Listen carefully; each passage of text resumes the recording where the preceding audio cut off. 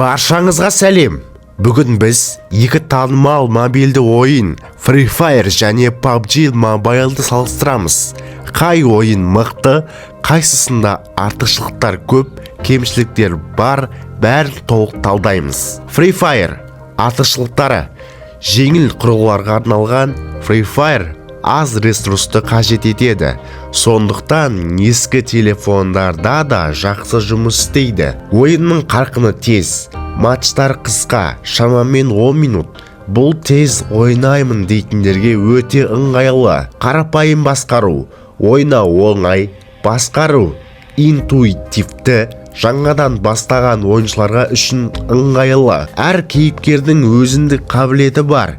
Стратегияны әр тараптандыруға болады. Кемшіліктері: графика қарапайым, салыстырғанда PUBG Mobile'ға қарағанда визуалы қарапайым, кейбір ойыншыларға тартымсыз болуы мүмкін.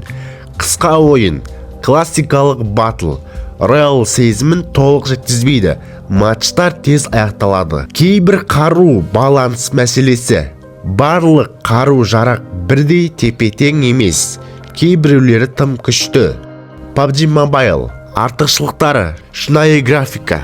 PUBG Mobile реалистік визуалды және карта дизайны керемет. Үлкен карталар, көбірек стратегия мен тактикалық ойлау қажет. Көп ойын режимдері: классик, аркаде, эвограунд бәр бар. Әркім өзіне ыңғайлы режимде таңдай алады.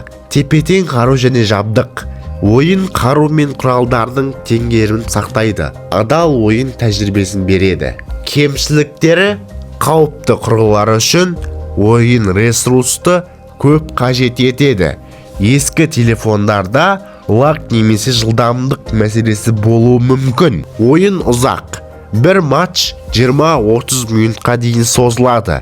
Тез ойын іздейтіндерге ауыр болуы мүмкін. Бастапқы қиындық: жаңадан бастаған ойыншылар үшін басқару мен механика күрделі болуы мүмкін. Free Fire ескі телефондарда да ойнауға болады. Графика: PUBG Mobile мықты, визуалдық шынайылық жоғары. Матч ұзақтығы: Free Fire қысқа, тез ойынға арналған, ал PUBG ұзақ, стратегиялы.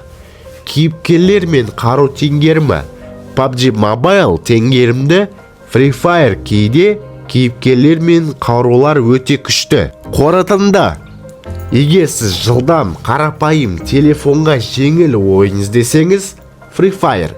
Егер сіз стратегиялық, шынайы графика, ұзақ матчтар іздесеңіз, PUBG Mobile. Екеуінің де өз артықшылығы мен кемшілігі бар.